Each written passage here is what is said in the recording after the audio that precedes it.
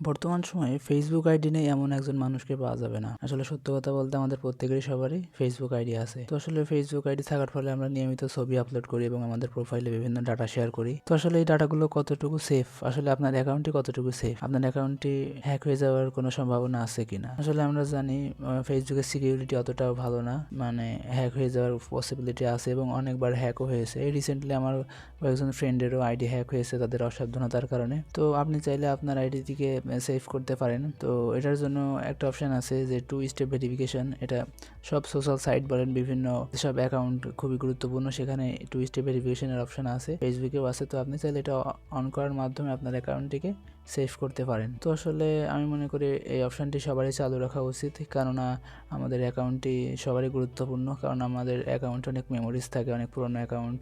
এটা হতেই পারে যে সাধারণ মানুষের কাছে অ্যাকাউন্ট একটা নষ্ট হয়ে গেল, আরেকটা খুললাম, কিন্তু আসলে অ্যাকাউন্টে অনেক পুরনো জিনিস থাকে, অনেক গুরুত্বপূর্ণ জিনিস থাকে, সুতরাং এগুলো আমাদের কাছে খুবই গুরুত্বপূর্ণ। সো আমরা যদি অ্যাকাউন্টটি সেভ করতে চাই তাহলে অবশ্যই আমাদের 2 স্টেপ ভেরিফিকেশনটি অন রাখা উচিত।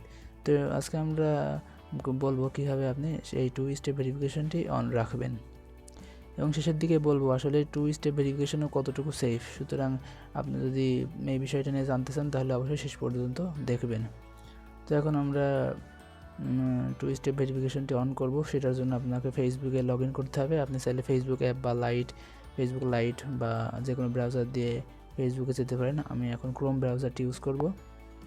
তো ক্রোম ব্রাউজারে যাওয়ার পর আপনি ফেসবুকে প্রবেশ করবেন। ফেসবুকে প্রবেশ করার পর আপনি লগ ইন করবেন। আমার অলরেডি ব্রাউজারে লগ ইন করা আছে, সুতরাং আমার আর নতুন করে লগ ইন করার প্রয়োজন পড়েনি। এখন আপনাকে যেতে হবে সেটিংসে যাওয়ার জন্য এই যে কোনার দিকে 3 হাইপেন এখানে ক্লিক করবেন। ক্লিক করার পর একদম নিচের দিকে চলে আসবেন। নিচের দিকে এই যে সেটিংস দেখতে পাচ্ছেন, সেটিংসে ক্লিক করবেন। তো সেটিংসে ক্লিক করার পর নিচের দিকে আসবেন। নিচের দিকে আসার পর দেখতে পাচ্ছেন এই যে সিকিউরিটি অ্যান্ড লগ ইন, এখানে ক্লিক করবেন। তো ক্লিক করার পর একদম নিচের দিকে দেখতে পাচ্ছেন ইউজ 2 ফ্যাক্টর অথেন্টিকেশন। তো এখান থেকে আপনি অপশানটি সেট করতে পারবেন। তো সেটার জন্য আপনাকে এখানে ক্লিক করতে হবে।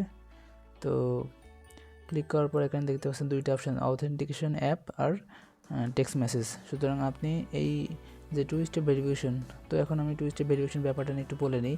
2 স্টেপ ভেরিফিকেশন মানে মূলত এমন একটা ব্যাপার, আপনি যখন ফেসবুকে লগ ইন করতে যাবেন, তো লগ ইন করার সময় আপনাকে আপনার জিমেইল বা ফোন নাম্বার সাথে পাসওয়ার্ডটি দেওয়া লাগবে। দেওয়ার পরে আরেকটি ওয়ান টাইম পাসওয়ার্ড চাবে, যেটা কিনা আপনার SMS বা এই যে অথেন্টিকেশন অ্যাপ এটার মাধ্যমে পাবেন। অর্থাৎ আপনি যদি 2 স্টেপ ভেরিফিকেশন অন করেন তাহলে আপনি ইউজার নেম বা জিমেইল বা ফোন নাম্বার অ্যান্ড পাসওয়ার্ড দিয়ে লগ ইন করার পর আপনাকে আবার ওটিপি দিতে হবে। সেই ওটিপিতে আপনি কীভাবে পেতে চান এখানে সেটি দিতে হবে।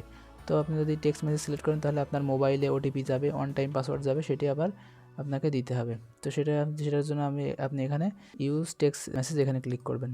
তো এখানে ক্লিক করার পর দেখতে পাচ্ছেন আমার একটা ফোন নাম্বার অ্যাড করা আছে। আমি কি সেটাতে ওটিপি চাই নাকি নতুন করে একটা নাম্বার অ্যাড করতে চাই? আমি আপনার আগের নাম্বারটিতেই ওটিপি চাই। তো সেটার জন্য আমি এই নাম্বার এটা দিয়েই কন্টিনিউ করব। তো কন্টিনিউ দেওয়ার পর এখন দেখতে পাচ্ছেন লোড হচ্ছে। তো লোড হওয়ার পর এখন দেখতে পাচ্ছেন এখানে বলছে যে এন্টার কোড, অর্থাৎ আমার ওই নাম্বারে একটি ওটিপি গেছে, সেটা এখন কনফার্মেশন কোড এখানে বসাতে হবে।